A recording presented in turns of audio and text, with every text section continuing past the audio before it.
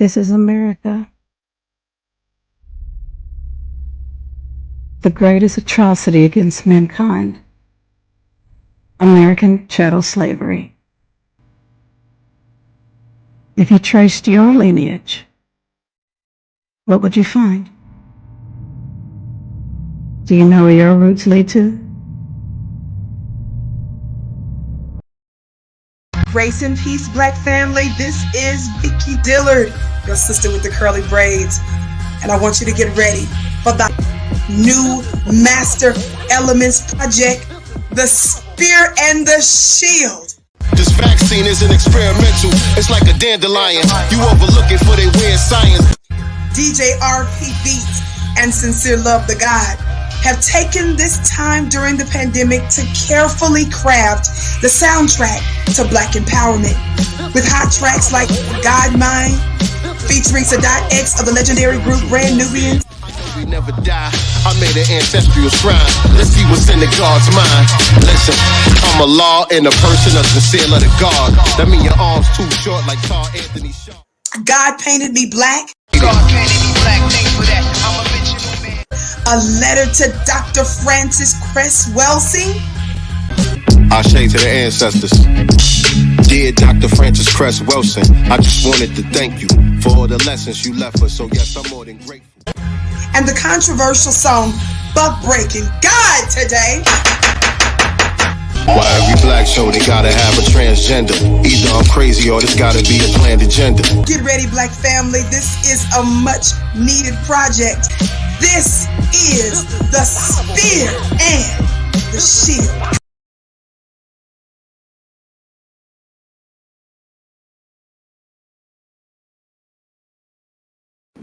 All right, so what I'm gonna do now is, because I'm not really an artist, but I will do my, you know what I'm saying, throw a little hat on them and shit, you know what I'm saying? His hat to be backwards and shit, you know what I'm saying? A little stick figure, it's a little Adidas on and shit, you know what I'm saying? We'll do that, right? Now, you're 7 wheels of light, all right? From the root chakra to the crown. So what I'm gonna do is, I'm gonna try to illustrate these 7 wheels. You know, we'll put one, we'll put another one there, put another one there. We'll call this one the heart one, throat, 1, 2, 3, 4, 5. All right. All right. Now these 7 wheels of light is what enables you to go into the higher self of who you are. When I tell you that you are God and you possess the ability to be God, young hip hoppers, not you cats in here, because I got some advanced teachers that will be showing up and advanced teachers in the room that can really go through this. But I'm keeping it for some regular hip hop nigga who's puffing a little herb right now, and he want to understand what the fuck I mean by chakras. So you 7 wheels of light, and these 7 wheels of light, when you tap into them, it enables you go from your lower self to your higher self. Now, the root, the track is the spinal cord, you know what I'm saying? The 33 vertebrae up your spinal cord, which enables that energy to go from the base, you know what I'm saying? The root chakra, which, let me get this right, give you a little bit on each. They're all color-coded at that. So the root chakra, which is here, is red, all right? And some of its qualities matter relating to the material world and success. So we're gonna focus a lot on that during this lecture, because a lot of hip hoppers never get past the material. All their rhymes is based on rims and shit. They're spinning, motherfucker, the rims are spinning. You know what I'm saying? On rims and shit like that. All right. Next one is the navel chakra, and it is orange. All right, or the sacral plexus, and that one's here. You know what I'm saying? And giving and receiving emotions, desire, pleasure, sexual, passionate love. That's why a lot of cancers in their rhymes, they only talk about fucking, you know what I'm saying, mommy, I want to stick you and all of that. A lot of times they're not vibrating higher than that particular chakra. You know what I'm saying? I'm going to show and prove this before this lecture is over, because it's all science, all right? So a lot of the sexual energy and material shit niggas is rhyme about is here. If your words and the meaning of your words don't vibrate higher than that, that's all I can count on you for. You know what I'm saying? And we're going to show you how some rappers have actually moved up a little bit. So where's my paper? All right. All right. Here is the solar plexus. All right. And some of the qualities is will, personal power, authority, energy, mastery of desire. So when rappers start moving up, and this one is yellow, you know what I'm saying? They start realizing, you know what I'm saying? I need to rap about something else. You know what I'm saying? I got to stop just talking about rims and bitches all the time. They start understanding, you know what I'm saying? And the energy starts to rise. You know what I'm saying? Up to the third chakra. Now, the fourth chakra is the heart chakra. This is the cross between the higher and lower. Before you can even access any of these higher chakras, you must open your heart. Now, when old school heads did hip hop, this is green, by the way. How they say you green with envy or something. They're talking about the heart chakra. These spinning wheels of light. You know what I'm saying? Most of the old school cats, they operated from the heart chakra and above because they wasn't doing it for money. You know what I'm saying? They was doing it for the love of hip hop. You know what I'm saying? So I attribute that chakra to a lot of old school cats who did hip hop. You know what I'm saying? Throat chakra is blue. Think Biggie. You know what I'm saying? Even though he rhymed about a lot of shit here, the power of his voice and the meaning of his words. Who the fuck is this paging me at 5:46 in the morning? Crack of dawning. Now I'm yawning. Wipe the coal out your eye. See who's this paging me and why. That energy, you know what I'm saying? And now granted, like I said, Biggie rhymed about a lot of lower chakra shit, but the potential is always there. That's why Biggie was dangerous. The potential to wake up one day and say, you know what? I'm tired of rhyming about this shit. I need to rhyme about something else to lift my people up. And then the nigga cross over, you know what I'm saying? And be on someone, fight the power, which was Chuck D. Also attribute Chuck D to the the throat chakra. You know what I'm saying? Because that's where, you know, that energy came from. His voice vibrated and he did his thing. All right, we'll move up here to the brow chakra, what we call the first eye. Some people call it the third eye, first eye, but what we talking about, that inner eye, when you got to close these two and you can, you know what I'm saying, travel, dream, all the things you do about who you are, that's that third eye. The only rapper that I can say that really operated from that chakra, and this one is purple, was Rakim.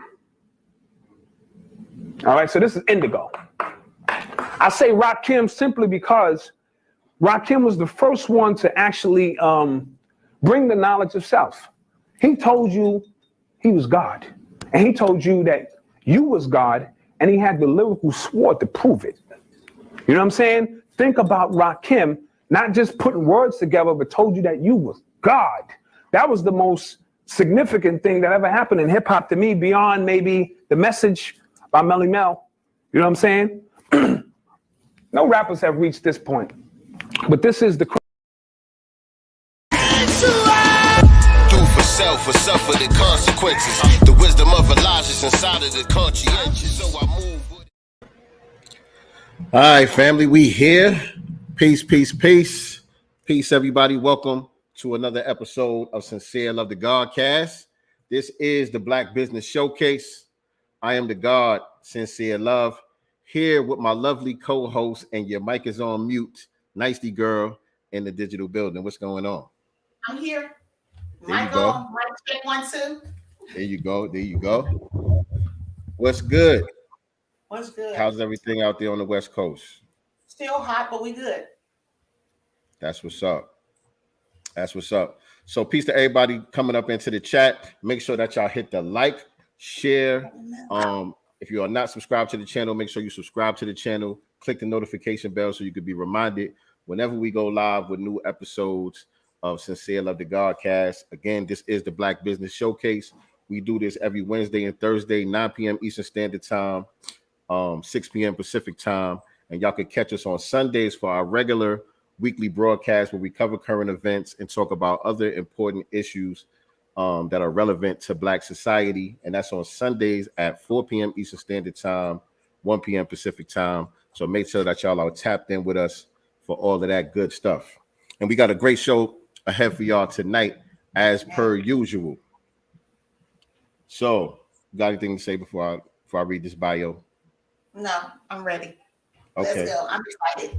Okay, yeah, we're gonna get it popping without further ado. Now, the brothers that we got coming to the set, man, they got so much going on. They got like multiple bios and all of that. So I had to choose which bio I was gonna use. You know what I'm saying? So being that this is the Black Business Showcase, I went with the one that was dealing with the apparel line. So Urban Excellence. By the way, it's Urban NYC in the building, man. Many of y'all should be familiar. You know, Urban NYC, the brother Black Dot and Young Malcolm is who we got coming to the set tonight. And so Urban Excellence Apparel is a subdivision of MOME Media Inc., which is a multimedia company designed to utilize all of the latest social media formats, podcasts, blogs, YouTube, etc., to represent the complete urban experience. Our clothing line is just a physical representation of our mental and spiritual expeditions throughout the urban terrain of America and abroad. We design, print, embroider, and manufacture all of our products in-house. We take great pride in delivering a product that is bold, out of the box, and game-changing, to say the least. So, without further ado, I'm proud to present to you our guest for this evening, Young Malcolm, What's happening? Young Mel. Urban X NYC. Welcome to the GodCast, brothers. What's up? What's up? And your mic is muted. Mic is on mute, OG. Oh, okay. Sorry about that. Sorry, can you hear me now? Yeah, It's you all good. Okay. I appreciate the opportunity to be here. I'm excited, and all of those great things in this time to discuss, topics of the day in business, Yeah, well, I know y'all brothers is very busy, man. So I definitely appreciate y'all taking the time to be with us to have this discussion. So we're gonna get all up in y'all Black business tonight. You know what I'm saying? All up in your Kool-Aid. I love it. Find out a little bit about everything that y'all got going on. And so how we usually like to start is we like to get the origin story of the guests. And so perhaps we could get individual origin stories, and then y'all lead us up to what brought y'all together as the number one father and son podcast on the internet. OG, you can go first. Yeah, I've been doing business in terms of business for a very long time. Having entrepreneurial spirit as a young guy. I started my first record label in 1994. With some brothers who I believed in terms of knowledge of self, that goes way deep. As a young brother on the corner with the gods, the nation of gods and earths, the brothers who enlightened me on how, who we are as a collective. And in terms of connecting with my son, I taught him well, but I believe in you have to allow space to grow. So I never tried to lead him down the path that I came down, because I come from a different set of experiences. And as parents, you want to take it up a notch, remove some of the obstacles that you may have faced, but you don't want to remove all of the hardship, because they don't get a great experience. So at some point, I let him go. He went to college, he grew. Every year he came from college, every single year, I can see he was growing more and more in his manhood. And I tell parents all the time, knowledge is free, as you know, God, and it's infinite. But sometimes sending your children away is not necessarily for them to learn a trade or something. It's for them to grow up. They have to leave the nest, and they got to make mistakes, and they got to learn. So each and every year he came home, he was more mature, more ready to do his thing. So once he graduated, he went out into the world, and he started working and realized that this wasn't what he wanted to do. So he really wanted to get into something what I was into. And so I started MOME Media, which stands for Marcus, Odyssey, Malcolm, and Eli. Those are my 4 children. So that's the acronym for MOME Media. And when it almost sounds like mommy phonetically, and if you say it backwards, it's Imam, which would be me. So phonetically and spiritually, it's all in there. And when I wrote my first book, which was 15 years ago or so, that was my vision. But 15 years ago, Malcolm was 14 years old. I knew he wasn't really ready for that, but I planted the seed. Fast forward to this day and time, once he graduated, went out to the real world, and realized he didn't want to work in corporate America, I said that seed is already planted. All we have to do is activate on the seed and cultivate something. But we got to cultivate something that's going to, you feel comfortable doing so. So me being in front of the camera teaching, I've been going around the country as a lecturer, speaker, author, for years. So that was my comfort zone. So when we started this podcast, the early episodes, you see me being extra aggressive, extra out there, protecting him because he was more of an introvert as a Virgo, which his birthday is tomorrow. Happy birthday, Malcolm. Oh, wow. Happy birthday. So Happy born day, King. I was trying to give him the space to grow into his own personality and into himself. And the rest is history. This father and son podcast, he got his own book out. We got the clothing line, and we're trying to do something magical because for me now it's legacy time. For him, his journey is just beginning. For me, I'm trying to leave something here that my grandson, which is also his son, can gravitate to and do something positive. That's beautiful, man. And I just want to say before you go, Malcolm, first of all, congratulations. You know what I'm saying? I know where you're from. I know where you're from in New York. You know what I'm saying? The BX and all of that. You came up in the trenches, and it's not easy raising young men, in America in the era that, Malcolm had to come through and all of that to be just, at this level, such a successful young man. And I just admire the relationship that y'all have, the chemistry that y'all have with each other, the respect that y'all have with each other. It says a lot about you as a father, but it also says a lot about you as a son, as a young man, as a student. You know what I'm saying, Malcolm? So thank you. I'm gonna let you, tell your side of that story right there. So as he was saying, he put out his book around, I think I was like in the 6th grade, so I was younger than 14. I was like 10, 11 when he first put out his book. And I remember when he first signed me the first copy, and he showed me what, it was called, it wasn't Momi Media, it was Momi Publishing prior to. I was like, what does that mean? And he told me what it means about the acronyms, and he was like, this is for y'all. And then I had like no aspirations on like running a business, on anything like that, like at all. And then, like you said, I went through college. When I first went to college, I think I wanted to be like an athletic trainer, like taping people's wrists up and stuff like that. After my freshman year, I was like, I don't want to do that. And then I got my degree in history, and then my pops was telling me like, yo, you need to like study business so you can run this. And I was just like, I'm not doing that. And then, like you said, I graduated. And then like, I remember my senior year at college, I was working at Bloomingdale's in Long Island by my school. And, when you work at those jobs, you run into a lot of like really wealthy people. So I'm asking them what they did and stuff like that. And they will always tell me like, oh, I started this business, or I created this app, or I started this, or I created this. Like nobody said like I worked for this company. So that was kind of like the first like thing that had like my wheels turning. And then at that time, my dad was putting out his second book, which is Urban Culture Decoded. And he was like, shooting me like the cover and stuff like that. What you think about this cover? What you think about that? And stuff like that. And I had like my own aspirations of writing the book as well. So when I decided like I kind of want to like go at this entrepreneurial thing, I remember calling him. Like I got off work, I called him. I said, I don't know what you're doing with the book and how you selling the book and how you running it. I went in.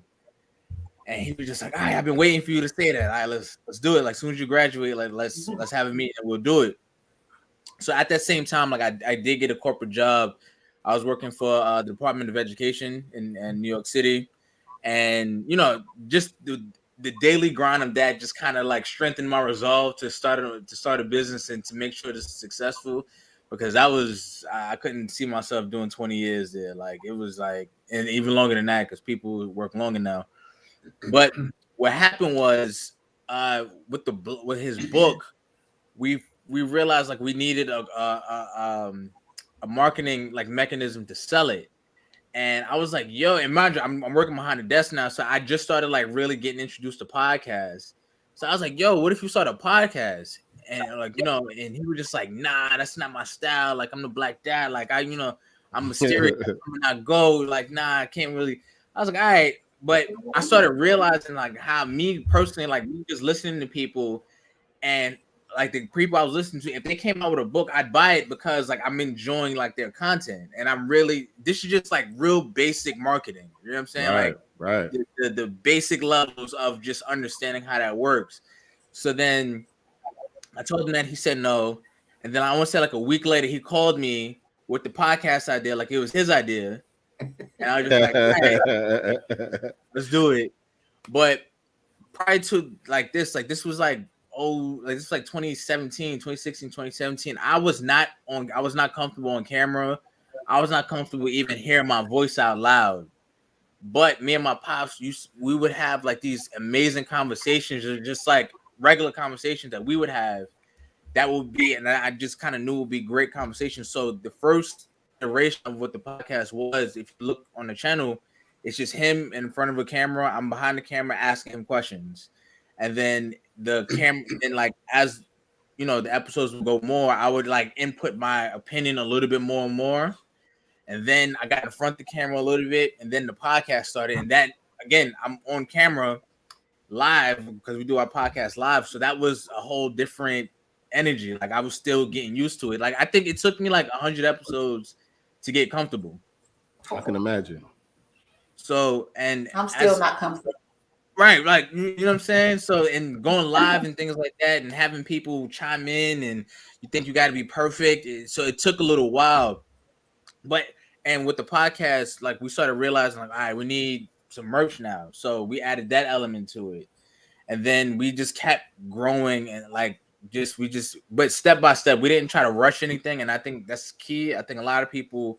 You try to throw everything. We've seen a lot of people who tried to start their own podcast. Like they come to us for advice.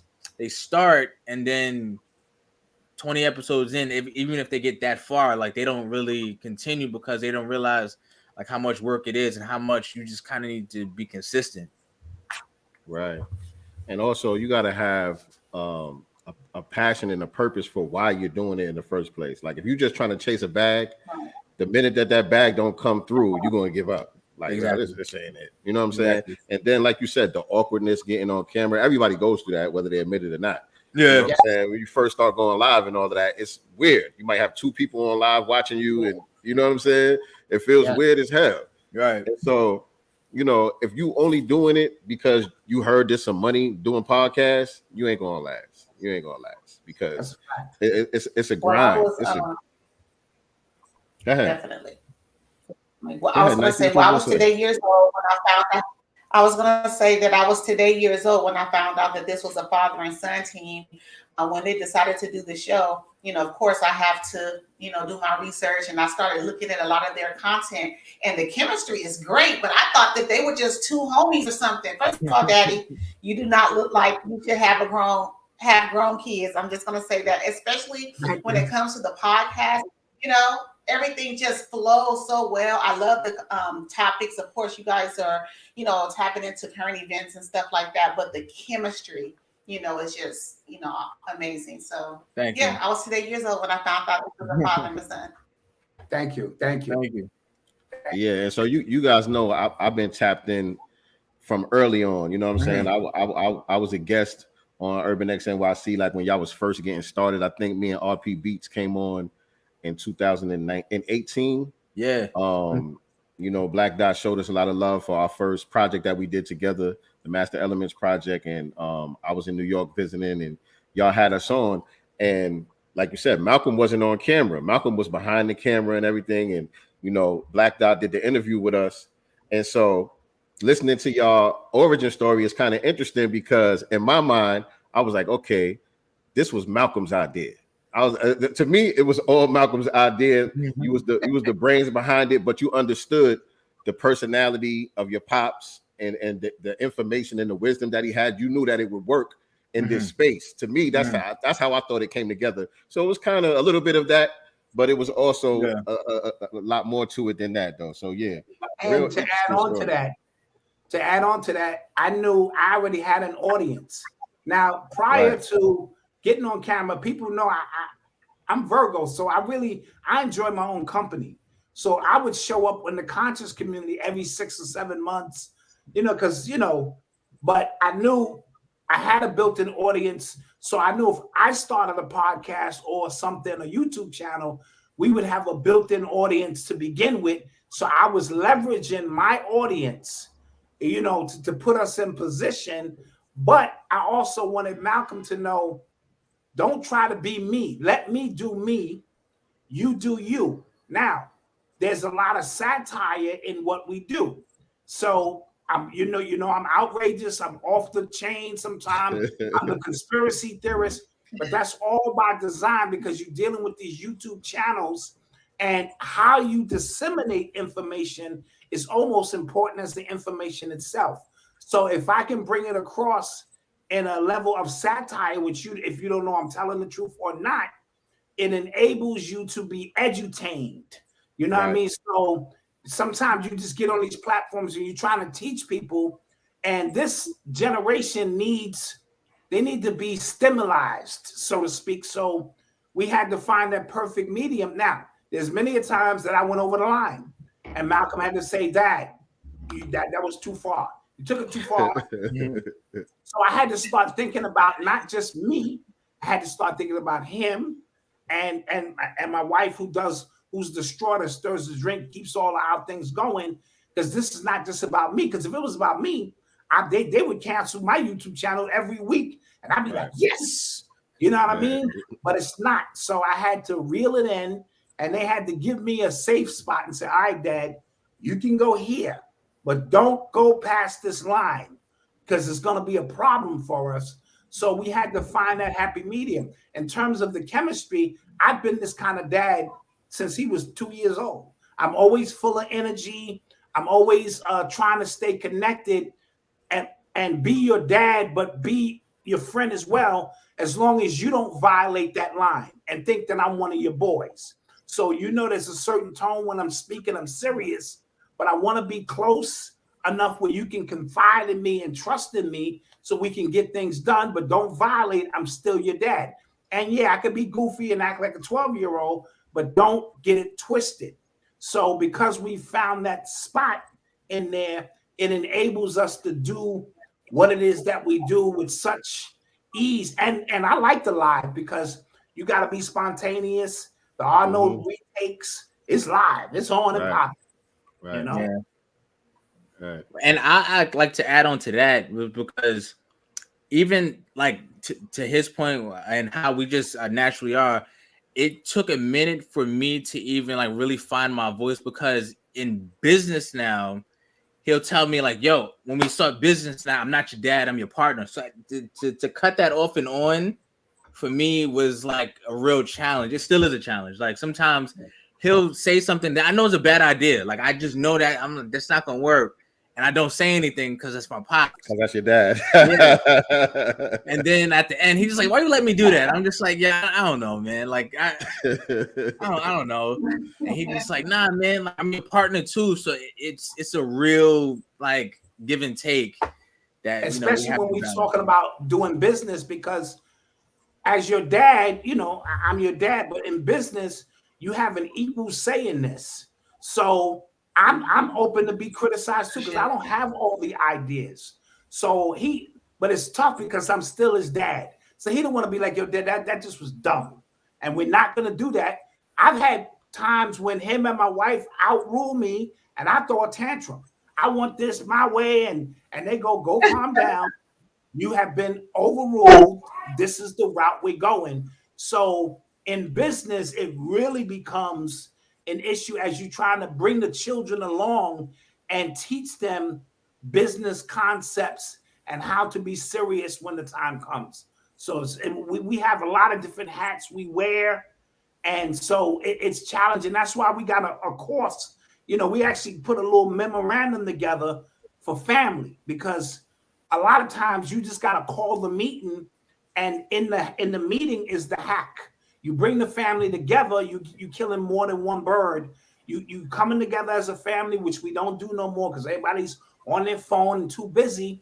But you also start a project, and the project may not necessarily always be about how much money you make. It's about how you can come together and hold each other accountable to do something positive and do something different.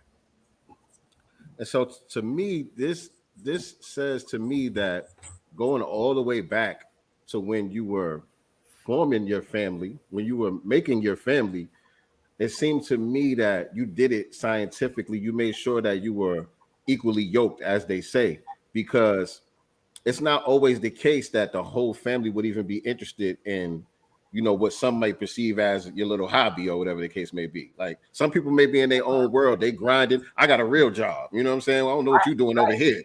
Type shit. But the fact that everybody is interested and willing to play their part says a lot about, you know, before you brought the business together, how you created your family, because family is business. Yes, that is. I wish I had a bomb right now to drop, because that's true. It is. Family is business. You know what I'm saying? We have one of our courses is the business of family and the, you know, family business, because everything we do has to be as a unit. You know what I'm saying? We're trying to leave legacy. We're trying to protect each other, and we're trying to do these things now. My daughter, she's graduating from college next year. She don't want no parts of this. You know, she's a diva. She like, whatever y'all guys are doing. So, but if she ever comes to the point where she wants it, it's going to be here. You know what I mean? My oldest son, his brother, he's into real estate, but he's connected to us. But this is not, he don't want to sit in front of the camera and do this. My wife is a graphics designer. My wife is a choreographer by nature. She does these things. So it wasn't too hard to say, all right, you work together. You know, I'll work this. Malcolm works that. So we all have our components that we deal with and try to hold each other accountable for. Want to add anything to that, Malcolm?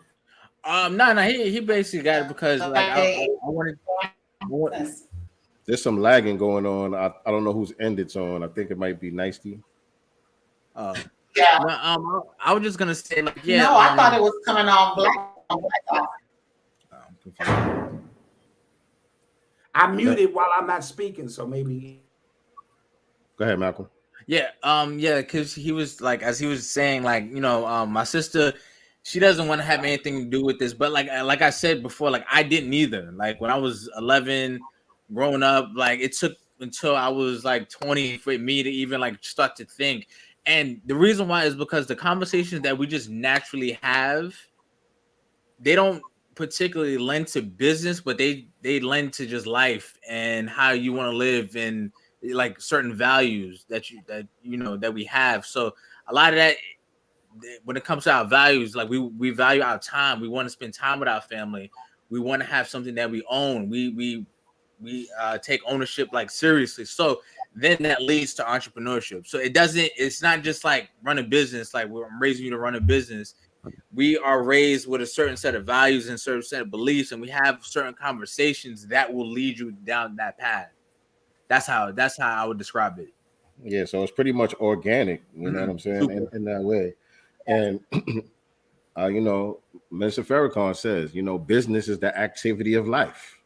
You know what I'm saying? So just finding a way to monetize who you naturally are, what you naturally do, you know what I'm saying? That's fly.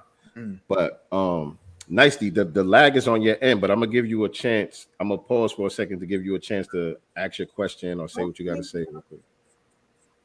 I'm checking to see if I have anything open. I was going to also say, can you see me? Oh, I was going to say it's also biblical, right? Because Proverbs, what is it? Proverbs 13, the man that leaves an inheritance to his children or something to that point. So the way that he has organically, you know, raised his family up is also, you know, in scripture as well. And I just love the story.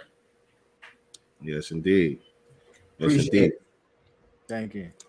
And so I gotta find a way to squeeze some of these gems out of y'all, because you know I watch the podcast and everything. I'll be trying to bite off of y'all, and y'all just be doing too much. I don't even know how y'all do what y'all do, man. Like I watched y'all grow a lot. You know what I'm saying? Like y'all grew a lot. Not just your audience. You know what I'm saying? The audience grew tremendously, but the content itself just keeps leveling up and leveling up and leveling up. Like, give us some of the keys, man. So I give credit to my pops a lot on that one. Like, I guess the young one in the team, but like he really just kind of has like he has so much vision when it comes to like how the show should look or like new technology we need, and we fight him on it. Like, we don't need that, and then we get it, and then we're on the working out. We're like, okay, you're right. You know what I mean? So, but he has so much vision, and I think it's because it's organic that we're able to just we're not like braggadocious, and like he's kind of braggadocious sometimes, but like overall that's just not our style. So like when we grow and people just kind of see the growth, like from show 1 to show like what show's tomorrow, show like 319. Wow. It's complete change. Like you can see like the camera looks clear, just how the show flows, just our background looks clear. Like it's just, and we're open to learn as well. That's the biggest thing. Mm-hmm. Like we're really open to learn. So if we see something that's not working, we're not stuck in our ways. Like like that's not how we should do it. That's not how we want to do it. If we feel like this might work, we're really open to learn, and I think that's the biggest thing in any business. Black Dot, I was sleeping on you, man. I was giving Malcolm all the credit. I thought this was all him. I thought you was just. Like I've been around a long time with vision. As an artist, you know how it is, man. Right. Everything for me. The reason I stopped after show 50, because we took a break after show 50, is because as an artist, I felt like I was running my rhymes. You know, y'all done heard these jokes, y'all done heard this, and as an artist, you become stagnant. But then I had to realize, because of the amount of calls that came in, that it wasn't about me. We had to begin to understand you can't create product for you. When you create product for you, it's very limited. Like my first book cover was so out there, but it wasn't for the people. It was for me and my boys. But when somebody who don't know who I am pick up the cover, they couldn't resonate with it because, you know, a lot of times you make these products for yourself, but you have to think about service to others. Once we mastered service to others, then the show began to flow, because during the pandemic, people was calling us saying, thank you, because you guys came on every Monday and Thursday like clockwork, and y'all talked us off a ledge when a lot of crazy things was going on. And that became the signature to let us know, okay, this ain't about us just up here having fun. There are people around the country who tune in because they need a word or two. And, you know, it's important to understand that. And being transparent. The minute I did the show, I gave you my life. I told you I'm suffering from kidney failure. My family is a makeshift family in certain points. We don't have it all together. Don't label us the Cosby family. We have our own issues. So what we did was, a lot of people, they get on these platforms and they trying to be very guarded, and that's their business to do so. I wanted to let you know I'm just like you. Don't put me on no pedestal. Don't create no platform that I can't live up to. I'm a father. I've got my struggles. Man, sometimes I want to eat a chicken sandwich. I'm going to do it. I could be on a fast and then be like, nah, son, I broke that, man. I walk past Popeyes, man, sandwich calling me. And I want to be as transparent and honest with you, because it lets you know that we're on the same plane. A lot of times these people try to create these personas that there's somebody different, and then you find out the truth and you're disappointed. Right. I don't want you to be disappointed because I lied to you. I want you to be disappointed for some other reason. But when we go through it, I let you know, listen, this is my struggle. This is my struggle, because we all have demons and things we fight. And let me share with you what I'm going through. And if it helps you get through yours, and that little nuance right there really changed the dynamics of our show altogether, because people came on like, oh, cool. And then when people meet me, they don't meet me on some old, yo, that's Black Dot. They go, yo, what's up? And I'll be like, yo, What's good? I met a dude in Dunkin' Donut last week, and he was a delivery guy for Dunkin' Donut, and he saw me and was like, yo. And I was like, what's good, man? I had my coffee, and I started talking to him. And you know how brothers did. He was like, yo, I ain't trying to, be no groupie. I forget. Yeah, no groupie, but my wife would love to find out I met you. I said, well, let's take a picture. And he said, really? So he went and got his phone. And I'm like, yo, bro. And I got coal in my eye, basically, but I kept it as real as possible because I want you to know and understand we are spiritual beings. We just having a human experience, and it ain't always perfect. We're going to go through some things, and we're going to get better because of it and things of that nature. So that was the secret sauce for us that let people know I can approach Dot. He ain't the all exalted one. Man, I'm so far from that. But don't mean I ain't powerful. Right. Don't mean I'm not intelligent. Don't mean I ain't spiritual. It just means that, I got to go through my battles just like you got to go through yours. That's a gem right there, man. And, we could see that you had that in you for a long time. We opened up the show with the lecture that you did. I don't even know when that was, in the 90s or something? 2004, 2003, 2004. 2003, 2004, and even there, you was the same Black Dot. You know what I'm saying? The hip hop, you know what I'm saying? You dropping jewels. You know what I'm saying? But you ain't not trying to act like you high and mighty, you above anybody. You was right there level with the people that you were speaking to. So definitely salute to that. I think people can relate to that. Most of our people can relate to a person just being authentically themselves versus pretending to be something else, because as soon as you do make a mistake or a mishap, and then I put you on this pedestal and you only showed me perfection, now people can't handle it when you step out of line a little bit. So it's good that he's allowed people to see the imperfections and the honesty that comes from him, because it also lets the viewers know I can trust him. We've been, you know what I'm saying? We can trust the information. We can trust the information that he's putting out to us, because this person has been so transparent with his own personal life, so that's something, a jewel, I guess. Yes. We came on the show, like the show just started, and we arguing because of something didn't work right. Our stream would drop because of some technical problems. Our mic wouldn't be on. People have seen us really build this up. Like they've seen it brick by brick. You know what I'm saying? And he's my dad too, so he'll tell some embarrassing stories about me on the show. So I can't fake the funk on the show either. You know what I'm saying? We try to be as organic as possible. So, and like you said, that definitely was the secret sauce. And so you guys are doing your weekly show. No, go ahead. Go ahead. You just lagging, so I'll let you get it on. I don't know why. Sorry, you guys. On your weekly shows, do you guys think the shows out? Like our Sunday shows are obviously thought out. We have a specific topic that we're going to talk about on Sundays, and of course, we throw in the current events, news, whatever situations that are happening, that's relevant to the Black community. Do you guys plan out your Monday and Thursday that way? That way you talk, or you guys just on camera and just out? No, Malcolm is the structured one. So Malcolm will come up with these topics. He tries to keep it some economics, some politics, some nigga news. He tries to make it a gumbo. My challenge as an amateur stand-up comedian, among other things, is to infuse or show an angle on them stories that may not be as obvious. So he'll give the linear straight news. He'll give his opinion on that news.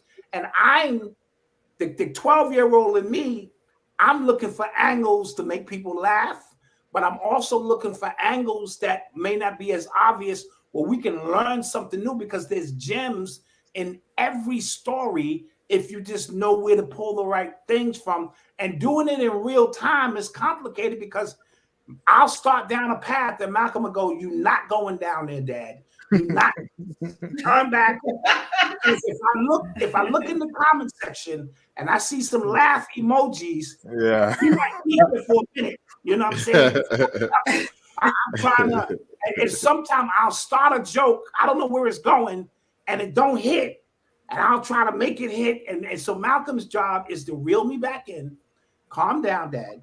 It's time for the next. And he moves the show along. So we'll discuss a few topics in particular that we want to discuss, but I leave that mostly up to him, and he'll bring it by me, and I'll go, okay, that's the agenda for tonight. Let's get it. And because every show is live, we don't know how it's going to end. Sometimes he be in such stitches from something I may say, he damn near falling out the chair. Sometimes it's his time to really make some real powerful points. So it's live, and I love it that way. Real quick, I want to say peace to the Urban X NYC family that's in the chat. Welcome. You are watching Sincere Love the Godcast. This is the Black Business Showcase. Please hit the like button. If you're watching us on YouTube, hit the subscribe button and click the notification bell. We do this every Wednesday and Thursday, where we bring on business owners and entrepreneurs and chop up good game about business and get to know a little bit about the individuals as well. And you can also check us out on Sundays, 4 p.m. Eastern Standard Time, 1 p.m. Pacific Time, where we do our weekly broadcast where we cover current events and do our thing, talking about issues that we feel are pertinent to what's going on in Black society. So check us out, family. We appreciate y'all tapping in tonight. Yes. What made y'all transition now that I'm seeing more into the short form micro content as opposed to just putting the whole broadcast out there? What was the thought process behind it, and how's that going? So the results you were expecting.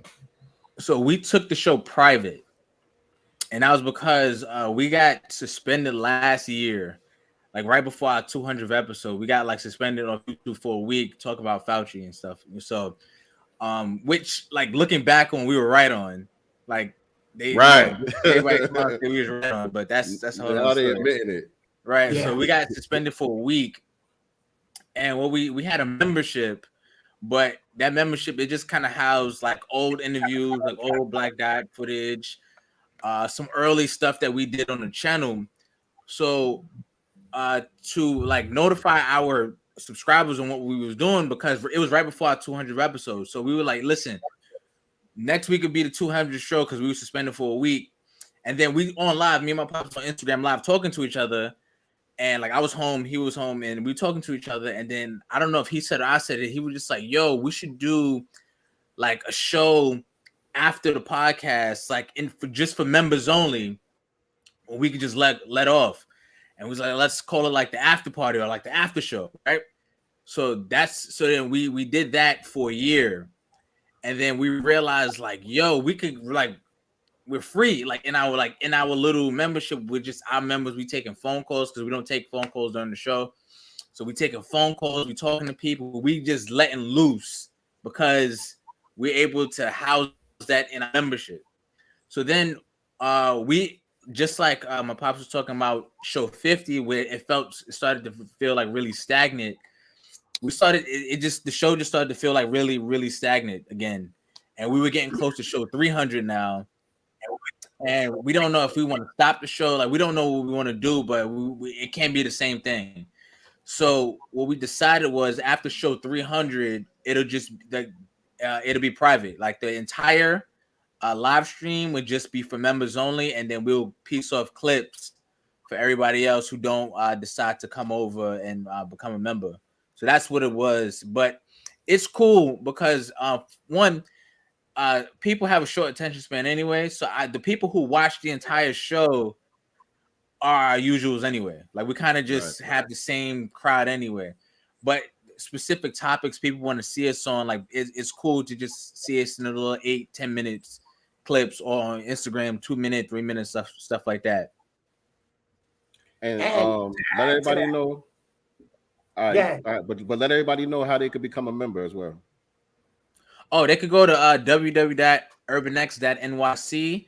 Our membership is $5 for the entire month or $50 for the entire year. So and that's another thing. We felt that price is a no-brainer for us. If you enjoy what we do, $5 a month, Like, you know what I mean? You spend $5, you spend more than that on coffee every morning. You know what I mean? At Starbucks. Yeah, I was gonna say that. Go ahead. Okay, the freedom of because I was very limited in what I could and could not say on YouTube, as you know. You hit certain trigger words, and I wanted to be a little bit more free. And so, in being free, you know, we charging $5, and this to put on these podcasts. Listen, we got 3, 4 cameras, switcher boards, lighting, transition. There's a lot that goes on behind the scene with what we do, and we can't do it for free. You know what I mean? This is twice a week for over 300 shows. So we needed a contribution from the people who truly follow us and rock with us. And so by coming up with $5, it's just saying we support you. We don't have tiers and 15 and 20 and 30. And it's just $5. And it's just to help us keep the lights on so that we can continue to provide this content, because as a problem solver, God, you know, we problem solvers. I can't tell my son to come home out of corporate America and now he has a son and we can't find a way to provide the economic means for him to come home. So it's one thing to be here just for free, having fun. And it's something else to say, this is what I want to do.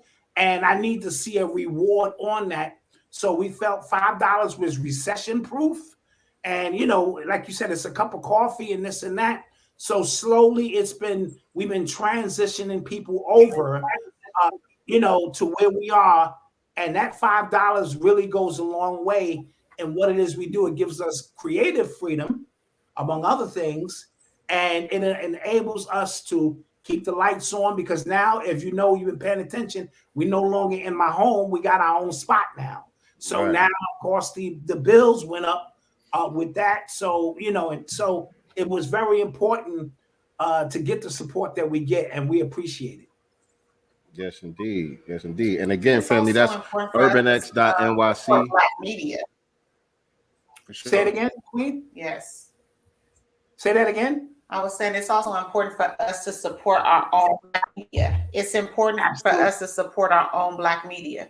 Yes. You know what I mean? Yes. Where we're going to get real news, you know, spoken from our perspectives, versus, because we also know that media is warfare, especially when it comes to us and the images and the narratives that they paint, you know, on us. So it's very important that we support our own Black media. So, yeah. That is a fact. Yep. I agree. Yes, indeed. And so tell us about the Hope series. Yeah, the Hulk series stands for Hip Hop Urban Life Coach. Those are the acronyms, because I have a plethora of knowledge. I've been through a lot in my life. You know what I'm saying? From growing up, you know, this and that. So people began to just ask me a lot of questions. And I felt honored to just give my honest opinion about certain things. And so it became a series. And it's funny you mentioned that, because we're going to relaunch starting next week back to the Hulk series, because I took some time off. But I have this saying on our show, I'm not a goofy, I just play one on TV. So there are many hats that I wear. And when it comes time, whether you want to know about health, I've been in the same relationship over 25 years. I've raised 3 men, put them basically all through college, with a daughter through college. None of them got criminal records. I've started businesses. I've done so many things. I've toured the world as an artist. So I become a walk-in library of information, and I want to share that with those who appreciate it. So we have this series. You can ask me about hip-hop. You can ask me about the urban environment. You can ask me about life. You know what I'm saying? So anything that comes to your mind, and if I can't answer it, I'll be like, bro, I can't answer that. I don't know, or if it's too deep, and I don't want to be responsible for something you do, because people call me on the low, and I walk them through certain things, but I can't be responsible for major decisions in your life. That's for you. But I can try to paint a picture and add an unbiased balance so you can see how deep this thing is. So that's one of my favorite series, is the Hulk series. So when we're getting back to the Hulk series, Malcolm been on my case. He challenged me to get back to it. So I'm gonna get back to it. That we'll make also available. I don't know, through membership or whatever the case may be, and we'll take it from there. But I really, really appreciate the sharing knowledge. Because I was going to ask any thoughts about possibly private consultations for those more complicated personal questions that I know you get. We used to do that. We have an assessment test that you can take as 5-10 minutes, and it gives me an entire 30-page breakdown of your characteristic, whether you're a leader, whether you're a pilot, you know what I'm saying, like in the driver's seat, whether you are a flight attendant, somebody who's very friendly, whether you are a traffic control. These are certain components. There's only 4 basic people in the world, and once you understand the psychology of that, how that plays into your life and your business. I'm the pilot of our crew, meaning I don't know all the particulars. I don't care about it. I'm gonna get us where we gotta go. So I never worry about particulars. I say, yo, we need a new camera, and the shit is $8,000. And they go, yo, Dad, we cannot. I'm like, I'm just telling you what we need. Let's just make it happen. My wife is a flight attendant. She loves talking to people. So when you get on a plane, your flight attendant is the one that makes you feel comfortable, the talkative one. I use my wife to close all our business deals because she know more people in my neighborhood than I do. And I grew up in my damn neighborhood. So she's just naturally friendly. Malcolm is more of the conservative one. He don't necessarily want to deal with the public, but he knows his job very, very well. And he worries about crossing the T's, dotting the I's, and all the particulars. Once we all took the assessment and figured out where we were, now we don't step on each other's toes. Because one point I wanted Malcolm to be the pilot. I'm like, yo, you got this. This is that, but I can't make you who you are not.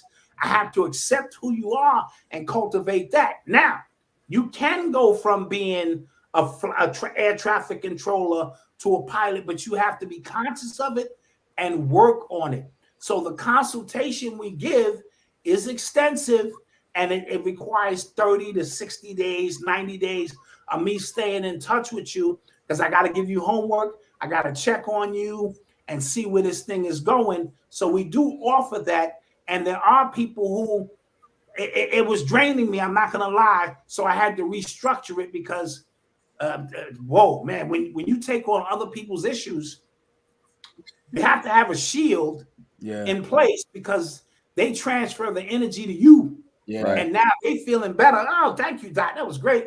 And now you're holding that burden. So I had to create shields in which, I operate, Is that the end of the top flight metaphor? Yes. Bananas. Bananas. That was fly. That was fly. I just love this. I like his love your parenting style because it's not that do as I say, not do as I say, not as I do type of thing. You understand your children. You understand Malcolm. You understand their roles. You know what I'm saying? Or what their capabilities are, and you support that. And then where they need built up or, taught things, you feed that into them, but you don't force it on them. Versus some parents, and I know I was guilty of that. I have an older daughter that's 27, and I would try to force a lot of stuff. I forced college. It was like, no, you're going, we're driving to Texas. You're checking in this dorm. No choice. She was worried about being away from home. I'd rather go to school here. No, you're going away. I didn't give her the choices. I wasn't, nourishing her capabilities or her, gifts. I was just pushing certain things on her. And I wish I did not do that. So I just love your parenting style because you're very in tune to your children. But he lets us make mistakes. Yes, I let them make mistakes. And it's not that you were doing it wrong. You were doing it the way you felt it needed to be done because you got a beautiful daughter. You got to make sure she in line. So it requires wisdom over the years to know, okay, fall back. Now go ahead, do it. You know what I mean? Because I know eventually they're going to come back around and they're going to want that information from me or what it is that, I can impart on them. But I'm really big on allowing these young people, everybody got a say in the house. Everybody, you know what I mean? have the family meetings and this and that. Now, obviously, me and my wife run this piece. Don't get it twisted. So, but we give everybody an opportunity to voice their opinion. We are very close, a knit crew, because I didn't have that growing up. It was just me and my mom's, and I always wanted closeness. But closeness you got to work toward, which means everything is not going to always be the way you want it to be. You know, y'all got to hug each other. Y'all got to cry if that's what it takes, and show vulnerability to each other. Y'all got to come together and say, Malcolm, you wrong, man. Nope, you wrong. We sitting here together telling you wrong about that. Or Dad, that was out of pocket. You shouldn't have said that to so-and-so that way. So these things require working on them. And I advise everybody, work on it. Doesn't have to be perfect. Start it whenever you start it, but just work on the communication, because at the end of the day, it's really just communication. It's really just communication, you know? Yes, indeed. Yes, indeed. Malcolm, tell us about your book, brother. Oh, matter of fact, let me get it. Yes, sir. So here it is. It's called Urban Excellence: Unveiling Extraordinary Stories about Everyday People. And hold it up again. Hold it up, man. Yeah. Let us see that. Real quick. Hold on. Urban Excellence. Yeah. So I interviewed 11 people, all walks of life: teachers, entrepreneurs, somebody who was adopted. Like, I interviewed 11 different people I went to like college with or I worked with, about what their definition of success is, what their definition of excellence is, because I feel like we all have a unique story, we all have unique perspectives. And you know, I interviewed both of my brothers. I interviewed Eli and Marcus, and we were raised together, and we still have different experiences. So I thought I thought that was important. I felt like everybody has that. You could be, you know, mother and daughter, and you still see the same thing two different ways. So my definition of success isn't your definition of success. So that's why I interviewed 11 different people to tell their unique stories, and I compiled them into, you know, one cohesive story of what I call urban excellence, because we always hear this term Black excellence, and we see rappers in the picture together, Black excellence. So we said, like, if that's considered Black excellence, urban excellence is the journey. It's not just the end point of popping bottles. It's everything. It's growing up, having to take a certain way to school because, you know, that's where, you know, the thugs are, or going, you know, picking up a certain job, or, you know, finding your certain way, your certain career path. So I wanted to tell all of those stories. So that's what this book is. Dope. And let everybody know how they can get it. Also on Amazon, Urban Excellence with the X. You can go to BarnesandNoble.com, Walmart, Target, everywhere books are sold. Or you can go to shopurbanx.com and get it from us as well. Is it in different platforms or just the physical book? It's ebook as well. Ebook as well. Okay. Ebook as well. I didn't do the audio version. And so with the title, did it have anything to do with your dad's title? Because, you know, you got the Urban Culture Decoded and all that. Was it a continuation of that? No. So what happened was I had like so many titles of what I didn't know what to call it. And I was like 6 chapters in, and we had started our clothing line already, right? So we started our clothing line. We had Urban Excellence. We came up with, you know, the term. We came up with the idea around it, right? So if Black excellence is the destination, urban excellence is our journey, right? So we had that, and I'm writing this book. I'm going through the stories. I'm writing it, and I said, well, that's what I'm writing about. And then I literally, we were at the dinner table, we were talking, and I said, I think I know what I want to name it, and Urban Excellence. And it went, the podcast is Urban X. So it just kind of fit on brand. It was like a really, really good coincidence. If I can like say, look at God. Yeah, that's a great coincidence. Yeah.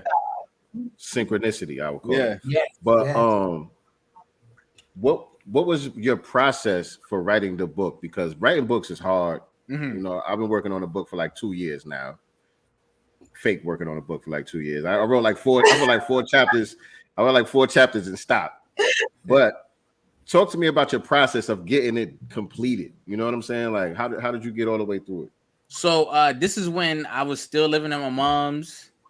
There was no baby, so I was able to get up. I was able to get up at 5 in the morning, go to the gym. I had a routine. Like I would go up, I would work out. I would like really have a process, and I had like little tics about how my writing process. Like I wouldn't like I had a desk, and at first what I was doing was I would just sit the desk at the edge of my bed and try to write. But my bed is right here, so I don't hurt to take a nap right now, and then no writing would get done.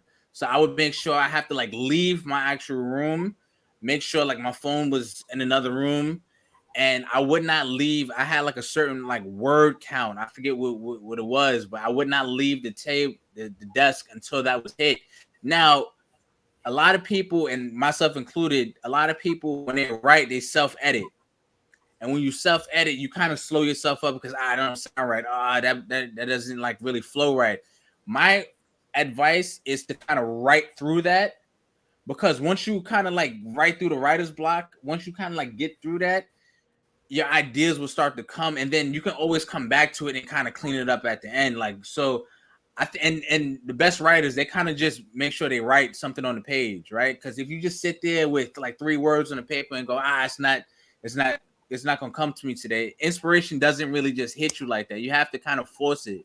In my experience, I like that piece right there too, because I think that may be a part of my issue as well, because I'm a creative. You know what I'm saying? I'm an MC, and so when I'm writing my book, I'm being poetic and creative at the same time. Yes. And so, like when I'm writing rhymes, I've been writing rhymes for a long time, and I don't think I ever started a rhyme and completed it, and it was trash to me. You know what I'm saying? Like every rhyme that I've finished, I love it. You know what I'm saying? And so sometimes it takes a while. Sometimes I'll write a whole song in one sit down. Sometimes it's just 2 or 3 bars here, and then I find out these 2 or 3 bars go with these 2 or 3 bars, and then the song will come together over a matter of months. You know what I'm saying? So it's just not really something that I really have control over. It has to flow through me. Otherwise, it ain't going to be right. You know what I'm saying? I never could force it. And so it's the same thing with this book writing stuff, man. And I want to add to that. As a writer, we're writing poetry even when we're writing passages. So for me, it has to read a certain way. You know what I'm saying? So that's what makes it even a longer process for me. Because it's all gotta be like when you read it, and it's so beautiful, even what I'm saying. And if it's not, I get caught up. So, but removing your familiar surroundings is important. That's why you see these people in Starbucks. You know what I mean? They're trying to create an environment that's different, where they know when they're here. I used to go to the library. You know what I'm saying? It's quiet in there, and you just hear, you're not home. Because like he said, if I see my bed or wifey walk by, she looks cute and shit, man, I'm going to get to. That's why we had to move our business out of our home. Because, we was doing the business and the podcast, but I could smell the food cooking. The game is on. We should be doing business. So we had to remove it so that when we go to our podcast center, it's strictly about business. So sometimes removing yourself from being comfortable in your home is and another thing, don't start counting words. Just start writing. And before you know it, you're going to be like, yo, I got 80,000 words or something like that. And then you can worry about editing it and making it, And a trick that I used, I wrote every chapter as its own like word file. Gotcha. And then at the end, I combined it, because you kind of like trick your brain a little bit to make it seem like, it's not that much of a task. Because if you kind of, because people do this, they go, all right, I want to write 50,000 words. And then on the page, it just says 350,000 sounds crazy. But if you break it down into like small little goals, it's kind of easier on your brain. It's kind of easier in your psyche. And 2, a lot of people, they don't really realize that after you write the book, like it has to go through a couple rounds of edits. Yes. For it to like really, really be good. Like your best writers have editors. You get what I'm saying? Right. Like a musician, they need the engineer. You know what I'm saying? To make sure it's everything mixed is down okay. to the book, God. You know what I'm saying? Album done. You got to mix that album down. Right. You know, and you're doing 1,000 takes in the booth. It's equivalent. It's equivalent. It's the same thing. So like, don't get caught up on that doesn't sound right, because you know your editor. If you pick a good editor and you work with them, they'll have your vision, have your voice, and understand like where you're trying to go with it, and it'll help you shape it around. Man, good game. Good game right there. And let me get this up here, by the way. Also, this is the Urban Excellence shop with the gear and all of that. And so you guys come up with some I don't even know the word to use. Quirky. I don't know. What's the word? What's the word for it? But I just love how it is. It's positive for sure. You know, you can go on to any of these websites and stuff like that. And some of the shirts, like when I'm, helping my son, shop, I'm like, you're not wearing that. Like, absolutely not, because, the imagery, what does that stand for? It can be just a picture, but sometimes it just looks demonic or something. I'm like, you're not wearing it. No, you can't buy that. But all of this stuff, just the meaning behind it. I love the fatherhood part of it, because, you two, this is what we need to see. Father and son doing business together, but loving each other, a complete family unit. You know what I'm saying? And this is what's missing from our community. And then to see your merch kind of, coincide with what you two are doing together. I just loved it. I can't wait to buy stuff. I already saw some stuff that I want to get for my brother and my nephews, who are all fathers, by the way. And I just love the merch, by the way. I just love the messaging behind the merch. Thank you. Well, we wanted to design something that just spoke to us. And like you said, image is important. And, how we present this is important. So, we just want to come up with some really great designs. And what you're seeing is the last campaign we ran was really the Father's Day campaign. So we just moved most of our Father's Day shirts to the top. We get ready to launch another campaign for hoodie season, which is coming back. So, you'll see some different designs. But everything is important. Like I said, we have our own embroidery machines, heat presses, which we made the investment in. And the family thought I was crazy when I said it. I said, no, we need this, because we tried to outsource it. But outsourcing, I couldn't guarantee that the quality was going to be right. They was shipping stuff to people. We take that stuff serious. And customer complaints. See, that's a component a lot of people don't understand. When you do business, when you make the sale, that's not the end of the transaction. Right. If something goes wrong, or they need a new size, or they just simply made a mistake, man, I really wanted to get the gray one. It's customer service to go, keep that one, because sometimes we'll do that. Keep that one. We're going to send you the gray one, because we want an ongoing relationship. And a lot of times when you don't understand business, you make the sale and be like, that's not my problem, that's yours. And it's really beyond the sale that really brings your customers back to go, I know I can trust them. Mm-hmm. And now let's get business done, The relationship is the relationship. Does some of this come from things that you said on the podcast and was like, oh, that's a t-shirt right there? Yes. Yeah. Because I love I love I'm not an anti-vaxxer, I'm an anti-no question asker. Yes. Yes. You know what I mean? We are not here to start a race war. We are here to end one. Yes. That's right. You know what I'm talking about? Yeah. Dope stuff, man. Dope stuff.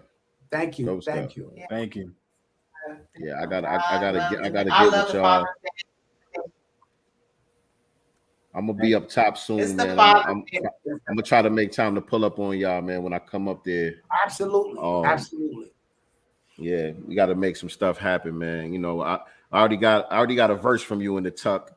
You know what I'm saying? And so I could share that with the folks. The new project me and RP Beats working on, the Black Dot will be featured on there. You know what I'm saying? Yes. As a special guest. He was featured on the last album, but if you blink, you'll miss it. You know what I'm saying? And I said that on the show too. I told Malcolm, I'm on that album, but if you go blink, You're gonna miss it. But I still appreciate you guys thought about me in that capacity. But I already knew. I said when the time is right, because not a lot of people, I don't really want to do a lot of songs. I'm beyond that in my career per se, but every now and then a phenomenal artist like yourself will call and I'll be like, yo, I want to get on that. You know what I'm saying? So I want my verses to be exclusive to the point where I wanted to do something with Cambada. So I did the I was just about to say. You know what I mean? So certain people, I'm like, yeah, I want to touch with him. So when you called and was like, yo, Lord, I got something, and I heard what it was, I said, this is a goal. Yes, sir. You know what I mean? Yes, sir. So I appreciate it. Yes, sir. That's gonna be one of them ones. And I ain't gonna front. This is really I owe it to RP. I was sleeping on this joint. This track was supposed to be on the last project, and it was just one of them ones. I was like, nah, it ain't talking to me. And then once he got it to you and sent me what you did, that's what put the battery in my back. Like, okay, we gotta make this one happen. And really, it was right after that Diet Woke joint too. I was like, yo, Black Dot Sword is still sharp. Yeah, appreciate it. For real, man. And speaking of hip hop, man, I got 8 bars too. 8? Okay, that's what I'm talking about. I'm bringing 8 bars to the track myself, so we gonna all be on there together. That's what I'm talking about. Don't worry, we got you. I'm lying. But listen, Black Dot, man. You know, speaking of hip hop, man. And I know I seen your segment. I know you closed the chapter on this whole conversation about who started hip hop and is it foundational Black American? Is it not? I can't let you get out of here without speaking on it, brother. You know what I'm saying? I was waiting for it. Just say whatever you got to say about it. I ain't even gonna give you no specific question. Just whatever you want to say on that topic. Share with us, man. Well, my thing was this. We started it all. You know what I mean? It all belongs to us, the foundational Black Americans. But along the way, there were contributors. And we need to just understand it didn't just happen instantly. You know what I mean? But I was watching, Busta Rhymes and Fat Joe and them trying to place themselves higher up the chart than they really should be. And it wasn't just them. You got some pioneers who are lying. And their lies are stacked on each other, meaning I got to keep your lie up to keep my lie going. So from a historical perspective, we all in alignment. I am to the point now where there should be no refute of who started it. I want us to get back to finding out how do we recapture it, because we've lost it.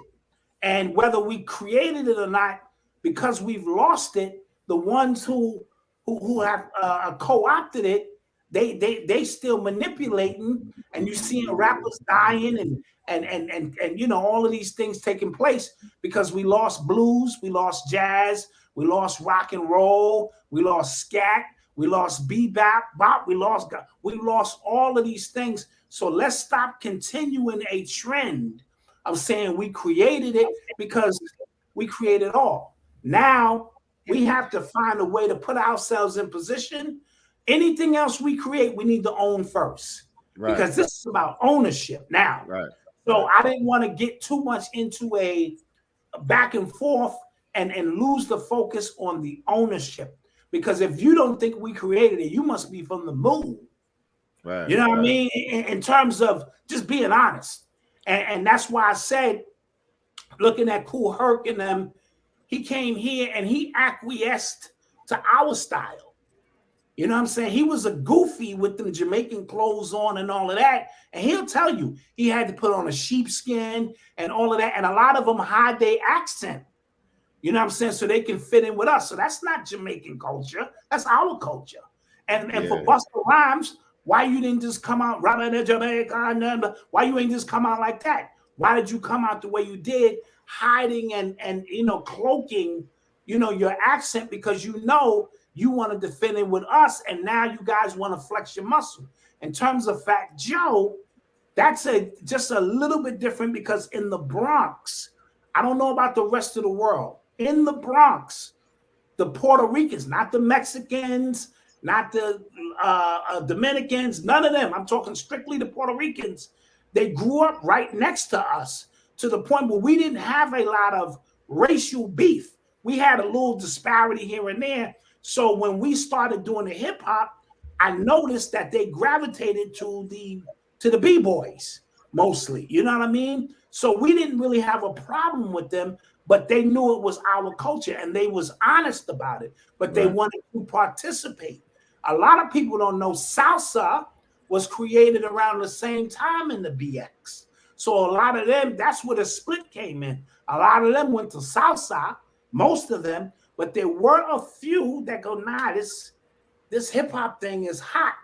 You know what I'm saying? I like it, but they never said that they were pioneers, unless you want to say, because you could, for the sake of argument, say the first 10 years of hip hop are the creative process, and you have to include them in the first 10 years. But the creation itself, FBA, all day, every day, and it was sprinkles of other people who came in and added their piece. But I can't argue because my conversation where I want the ownership now. You know, anything else, you know, so that's my take. I understand. I get it. I definitely get it, man. And sorry, I was gonna say not just ownership, but gatekeeping the culture. Yeah. Yes. Because a lot of the problem is we have not gatekept, you know, the culture or and taken ownership over what we've created. So that's why all these people were able to come in and basically take it away. And take it away from us and point us in the direction to only create destructive things so they can reap the benefits off of our destruction. That's my take on it. And I don't want the other stuff to be a distraction. Because like I said, I'm gonna be honest, if you think we didn't create that, you must be from the moon. You know what I mean? Right. It sounds ridiculous. You know what I'm saying? But when you look back, like you said, at all of the other things that we did create, and when you look at it now, our children would never imagine that we created that. You know what I'm saying? So I thought the conversation was, I still think the conversation is important to have. And it's going to take us on a grassroots level to set the record straight, because we see what's coming from the top. With them building the museums and this, that, and the third, they're determined to tell the mythological version of the story. Yes. So we have to put the real version of the story on the record, although it is a complicated one, because like you said, we created it all, and there really is no beginning. You know what I'm saying? And I'm glad to say we got Siddiqui Bakari coming on in a couple of weeks also. Oh, that's the God. And, that's right. God. Yes. Right. And he's going to get into, you know, that part of the game where we're not just talking about what took place in the BX, but talking about the existence of these elements throughout antiquity and how what we're doing is really nothing new. We're just in a different stage, in a different era, using different language and different nomenclature, as Grandmaster DXT says. Because we're doing ourselves a disservice if we go 1973 was the start of hip hop. Are you kidding me? Right. We so ancient, but I always speak about, again, the epochs, the paradigm shifts, which bring about a different vibration of it, but it is nothing new. So let's not shorten it and say in 1973, Kool Herc gave a jam in the park. So that means what made him give the jam in the park? That means it was a party inside of a house that got too big. How many parties were in the house before it came outside? So we know this thing goes far, far back than that. But mythologically speaking, or just to kind of give a reference point, people just had a collective agreement. All right, we'll say 73, but we do ourselves a disservice. So I'll be tuned in for that interview with the brother Bakari. That's the God. Indeed. Yes, indeed. And really, I don't think there's nothing necessarily wrong with the mythological story that they tell, as long as it's clear that this is mythology. You know what I'm saying? Because I feel like mythology is important to simplify something that's complicated. You know what I'm saying? So I have no problem with it being that. Yeah. That's the whole purpose of mythology, is to take something very complex and make it simple and give you archetype symbols that you get, but then you got to go further in your studies and go beyond the myth, beyond the veil, and know that we have no beginning, we have no ending, and the whole vibration of stealing electricity from the light pole and creating drums out of artificial devices. All of that was the urban alchemy that came about, which enabled us to continue an ongoing journey. And something else will come about when the time is right, based on the environment, because environment is important too. You know what I mean? The hardship, the environment, the mood. We ain't got no more art classes, no more dance classes. We poor, we impoverished, but you know what we got? We got music. We got soul. We got soul. How do we express that? First of all, we need some electricity. Let's go learn how to jack that. Bam. We don't have the drummers out no more where we can summon up the spirits no more. But we got 2 turntables. Let's figure that out. So, okay, now we can get that thing going. We have the spoken word, which is how we pass down the history from mouth to ear. We got the oracle. Let's put somebody on stage and start with little short syncopated rhymes and get that thing going. And then that thing's expand. Then the physical body is a way of speaking without using verbal words. So that music, when it hits me, it's got to do this. It's got to do that. So now you created all the components, and we use the urban environment just to create it. So we put the cardboard down. We got the spray paint cans and said, these images is going up. You know what I mean? And so we don't have no canvas. So the whole city is a canvas. How about that? That's the rebel in and that became the paradigm of what hip-hop was. In a nutshell. Black God, with all that you just said, with everything that you just said, and I would agree with all of it. Busta Rhymes said we don't have a culture, though. That's out his mouth. He said Black Americans didn't have a culture. What you gotta say, Malcolm? What you gotta say, Malcolm? I see Malcolm's face. Yeah, because I think a lot of people's idea of culture is really short-sighted. When we think of culture, when I think of culture, right, I think of just the way of life around, like, wherever, right? So I think there is in New York City, I think there's a different culture in the Bronx than there is Brooklyn, and there's Staten Island, and there is Manhattan or Harlem, right? And there's certain cultures in the East Coast and there's West Coast, South. Yeah, there's different cultures everywhere, and I think him just attributing, I guess, like, Jamaican culture and like saying that, you know, because there is so much, I think the problem is there's too much culture and just like Black American culture. That's why other people don't think there is any. Meaning, because they're so like the reggae, right? So they like to bring up reggae, but they don't like to bring up when Bob was listening to American music when he first like started to create his music. You get what I'm saying? So their culture got so big, but they don't like to address that first part, right? So Black American culture is just influences so much out of everywhere else that everywhere else think that they started it. If it makes any sense. It makes perfect sense. Everybody feels like they are a part of it because we are universal people. It's something about us kids. Very inviting as well. Yeah, we're very inviting.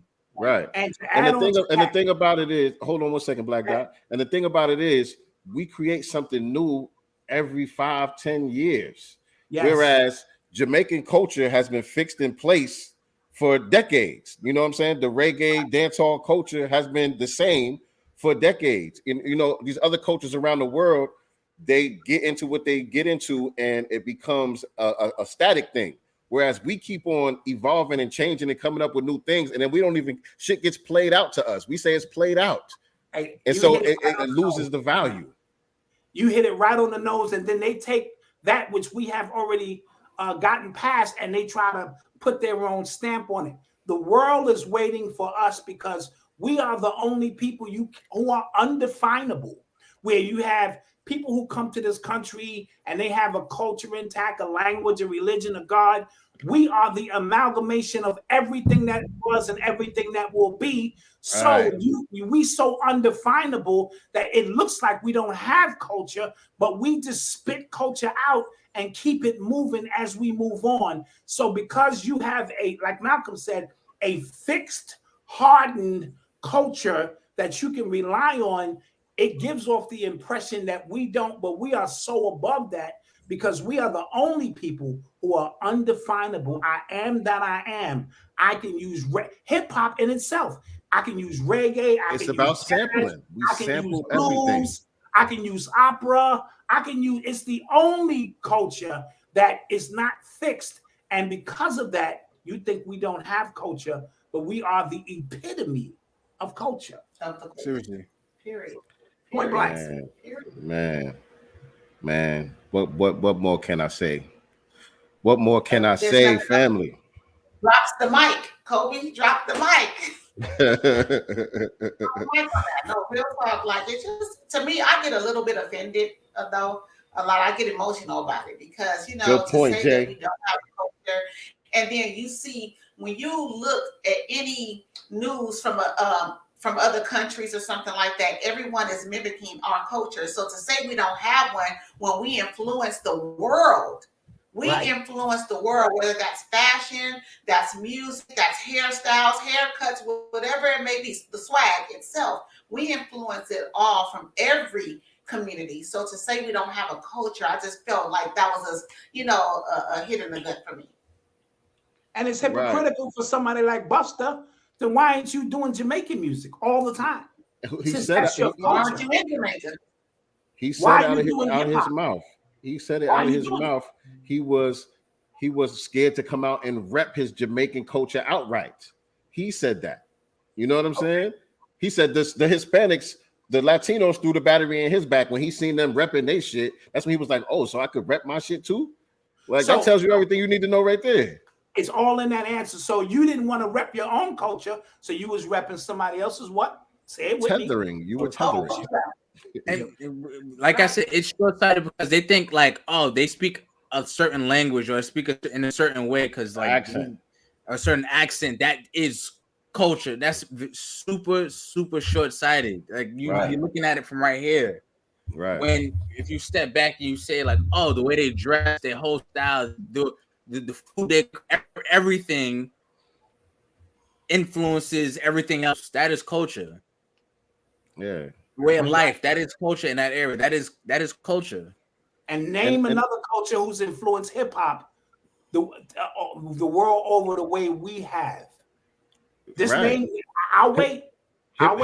Hip hop is not even the first time we did that.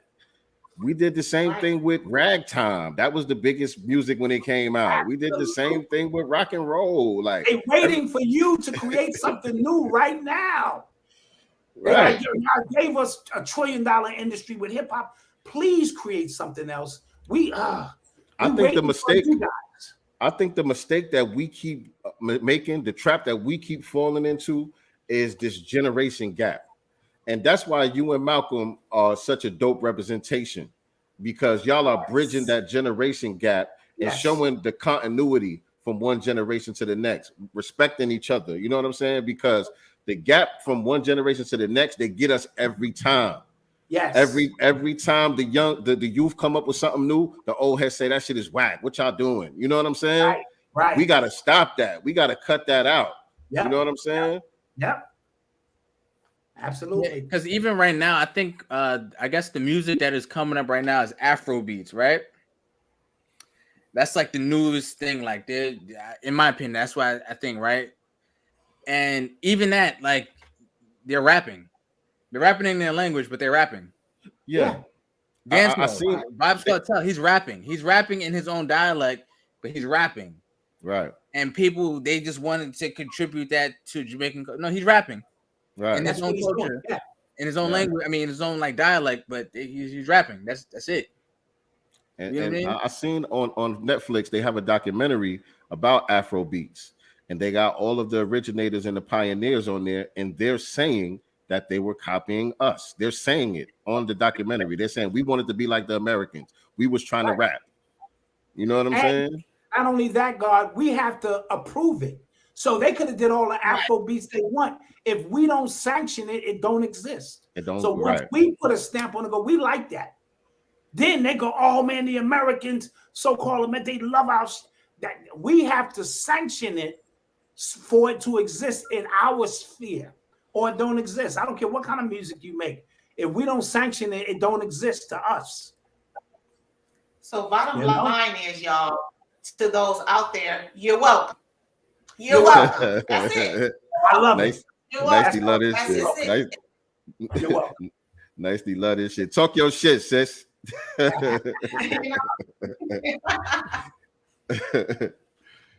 Listen, man. Y'all have been generous with your time, man. This has been a great conversation. We could do this all night. This is home. Y'all are welcome back anytime. Beautiful. Like I said, I'm gonna see if I can pull up on y'all when I come up there as well. Man, thank you guys for tuning in. Thank you guys who are watching. This is Sincere Love the Godcast to all the new members. All the new viewers. This is Sincere Love the Godcast, and this is the Black Business Showcase series, which we do every Wednesday and Thursday, 9 p.m. Eastern Standard Time, 6 p.m. Pacific Time. So make sure that you subscribe to the channel and hit the notification bell so you can be reminded when we go live with new episodes. Let them know nicely where we at, what we got. So tomorrow, same bat time, same bat channel, we're going to have our sister Reese Financial on talking about economics. That's one thing that we all got to get together, especially in our community credit. You know what I'm saying? Finances is very, very important. Investing, whether that's in other businesses, if that's in crypto, whatever the case may be, she's going to touch on all of that. She's also based out here in California. We're on the West Coast, y'all. She's based in Long Beach, California. Reese Financial. Her name is Dominique Reese, and she will be with us tomorrow talking everything finance. Right. And I also wanted to remind the viewers as well, make sure you guys are paying attention to the moderators in the chat. They have been dropping links throughout the broadcast to, things that are relevant to our channel as well as our guests. Their links are in the description. If you guys want to shop UrbanX NYC, if you guys want to become a member to their podcast and all of that stuff, those links will be in the description to this video as well. Let everybody know where they can follow you guys at, and how to get in touch with you and all that. Y'all got email list, text list. Yeah, we have you okay. So you can follow us on Instagram and Twitter, UrbanX_NYC on both Instagram and Twitter. If you have an email question or anything like that, you can email us at info@urbanx.com. And no, is it? Yeah, info@urbanx.nyc. My bad. .nyc, yeah. Yeah, my bad. And then the website is urbanx.nyc. If you want to join to become a member, it's $5 a month, $50 for the entire year. Just get it out the way. You know what I mean? Why not? Right. All right. Knock it out. And everything is scrolling across the bottom of the screen. Hopefully, I spelled everything correct, by the way. Yeah, it looks good. Yep. Yes. Yep. Yep. And then our personal Instagram and stuff like that is attached to the UrbanX stuff, so you'll see it if you follow us there. So. Yep. Yes, so I thank you for having us. Yeah, but before we let y'all go, man, we just got 2 more questions before we let y'all get out of here, man. We got to end this in Godcast fashion like we always do. So, nicety girl. Yes, I'm not sure if you guys want to answer this individually or individually. All right, he got y'all. Okay, so I'm going to start with Malcolm. I'm going to put you on blast first because I can't let you piggyback off your daddy. That's going to be too easy. No, I'm just kidding. What does power and freedom mean to you? Power and freedom. Power and freedom. First off, I think those 2 words, for me personally, they kind of like mirror each other. I think there's so much freedom in having power and so much power in having freedom. And it just means being able to live your life the way you want to live it, get the information the way you want to get it. For me personally, I have a son now, so I just want the freedom to be able to raise him how I want to raise him. I don't want anyone to tell me, you know, he has to take any pronouns or whatever. I want to be able to have the freedom and the power to do that. I want and power to be able to have the discipline to be a great father and a great man as well. That's what probably they just kind of mirror each other to me. And that's just my answer, I guess. That's a great question. You definitely had a great example of a great father. So if you follow the footsteps of your dad, you're going to be excellent at this fatherhood thing. Yeah, he told me I got a lot to beat, so I'm on my journey now. I'm not gonna make it easy. Black Doc, freedom and power. Power, the ability for me to change things as I, with the will to change things in my environment, my mental, physical, and spiritual environment. That power to, like I said, enforce my will on my reality and my circumference. Freedom is the ability to think out of the box for me. Don't be constrained by what society tells you things are supposed to be. The freedom to travel, the freedom to, you know what I'm saying, not be on somebody else's time wave and on somebody else's time clock.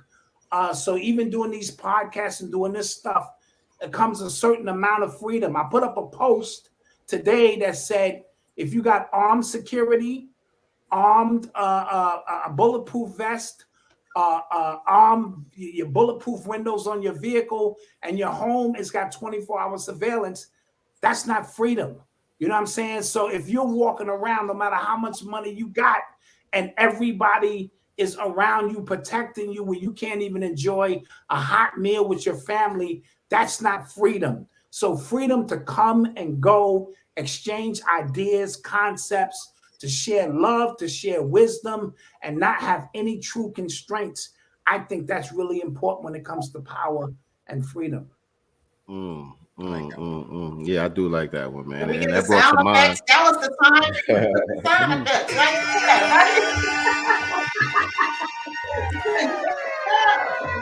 Nah, because when he was talking, I was thinking about, the recent loss of the young brother, man, P&B Rock.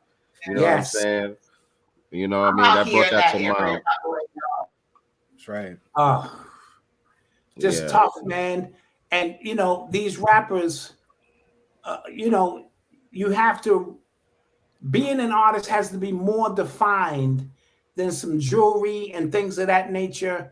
And because there are wolves out here, there are wolves everywhere, and you with your lady, so you already vulnerable. So even if you're a celebrity or not, a man's natural instinct is to protect his woman. So we have to always be on guard.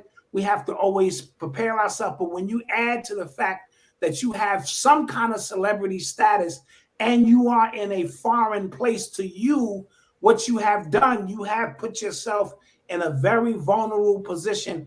And this Instagram thing and posting is very dangerous. Your wife has to know, and your children. Look, when we out, we got to move a certain way, especially with celebrity status. Post them pictures when we get home. Right. You can post them pictures because that's a past event. There are goons who are jealous, who are hungry, who want to bring you down and have nothing to lose. They ain't got nothing to lose. And they're willing to put you in a compromising position. So we have to think these things through. It's a shame that we do, but we do. So, and it's unfortunate that the young brother, because I put a picture of him and his daughter. I'm a sucker for the children, man. I see his daughter, she got her hands around his neck, and she's like, Daddy, you my protector. A picture's worth 1,000 words. When I see that picture of him kneeling down to her level and her hugging her dad, which is his natural position to protect her and be there, he can no longer be there because some low vibration dudes wanted to clap him for some jewelry. He could get anywhere. You know what I mean? It's beyond. And if that's what happened, I'm not going to negate the fact he was on Empire Records and them $10 million. I'm not going to negate it. I'm just going to lay it down. We got to be clear. Yes, indeed. Yes, indeed. We talked about that. We did a broadcast about that almost a year ago when we lost young Dolph. I'm like, Yes. All right. There's a pattern here with this Empire Record stuff, man. Yes. We can't just overlook that. That's right. But with that being said, Black Dot, you up first, man. I got to put you on the Summer Jam screen. And right now, you have the microphone. The entire Black community can hear what it is that you have to say. What parting words would you like to leave us with tonight? Tonight's parting words, I lost a mentor and a brother named Azariah L. Bay. The conscious community, he's a pillar in the conscious community. He was my Morpheus. He's the first one who brought me into the science of my enlightenment when it came to metaphysics and occult information. And we lost him today or yesterday, and today was his birthday. And so we've lost so many elders in the conscious community that now it has become clear that I am an elder now. And I don't take that lightly. I want to make the next generation proud. I want to take the torch from the elders and make sure that if my name and my energy is attached to it, you know it's authentic, because they left a plethora of knowledge and jewels for us to build on. And I never want to take that for granted. So it has become my duty, my mission to make sure that the generation that comes behind me receives the same opportunity of knowledge that I received, so that I become a custodian of this information. My heart is real heavy tonight because I just found out right before we went on the air, that he had transitioned, and we lost Dr. Layla Africa, we lost C. Freeman L., we lost Delbert Blair, we lost Dr. Sabi, we lost Francis Cress Wilson. So those elders, and that's just to name a few, Dr. Kalindi, have transitioned, leaving a void that must be filled, but it must be filled by those who are responsible and ready to take that mantle and do something positive with it, so that the brothers and sisters coming behind us can have a foundation to build upon. Yes, indeed, man. My condolences, fam. May the Most High be pleased. Indeed. Absolutely. Definitely. All right, Malcolm, take us out of here, man. Last words for the family. Oh man. Okay, so putting on the spot. Okay, so I guess to build off what my pops just said about his generation now being the elders, I would say now to everybody who's listening, I'm 28, I'll be 29 tomorrow, and I think I would say it's our responsibility to be open to learn, open to being taught. The younger generation, no matter what younger generation it is, we always get the reputation of not being coachable, not being approachable. We always are rebellious, because I think that's just a young, the spirit of youth, right? It's cool to be rebellious. Hip hop, we had a long conversation about hip hop. Hip hop was birthed out of being rebellious. It was birthed out of being wanting to be different, wanting the own thing. So our natural inclination as the younger generation is to ignore the older generation. I don't know what you're talking about. You messed it up for us. We like to blame everybody, and in turn, the older generation likes to blame us, and it's always a back and forth. The disconnecting will always be there if that's the case. So what I will say is that we have to learn to be open with each other. We have to learn to keep those lines of communications open, and be open to just learn and take what we can and use what we can. I have a bunch of books here that I've read, and sometimes you get the nugget out of the first couple chapters. You don't have to read the whole thing. And that is, I think, is a metaphor for life. Like, we don't have to take everything. We just have to take the important pieces of wisdom and run with that. So I guess that would be my ending for tonight, is just to be open to learn, be open, be coached, be open to be taught, and to keep those lines of communication open. Thank you. I love that, and I thank you for that, man. As the middle child, you know what I'm saying? I'm not quite as old as your pops, but I'm still a lot older than you. So I'm that middle generation, and we come from that middle generation, and it's young brothers like yourself, man, that I really look at as young OGs, man. I see you as one of those, man, like you, Brother Ben X, Reza Islam, you know what I mean? 19 Keys, so many of these young brothers, Chase McGee, so many of these young brothers that's in that generation, late 20s, early 30s, who's really out here taking the responsibility of getting ready to snatch that baton. You know what I'm saying? Y'all hungry for y'all turn.